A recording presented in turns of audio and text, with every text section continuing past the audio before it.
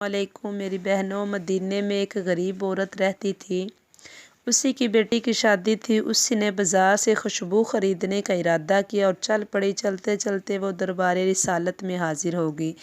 सरकार दो आलम ने पूछा, अम्मा तुम बहुत परेशान हो, क्या बात है? उस औरत ने हजूर के दरबार में अर्ज़ की, या रसूलल्लाह सल्लल्लाहु अलैहि वसल्लम, कल मेरी बेटी की शादी है और खुशबू लेने आई थी।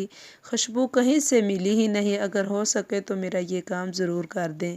हजूर ने फरमाया, अम्मा बर्तन दे जिसमें अतर लेना है। उस औरत ने बर्तन दिया तो फरमाया, ये खुशबू मेरे पसीने की ले जा और अपनी बेटी को लगा दे। वो औरत हजूर सल्लल्लाहु अलैहि वसल्लम का पसीना ले गई और बेटी को अतर के तौर पर दिया।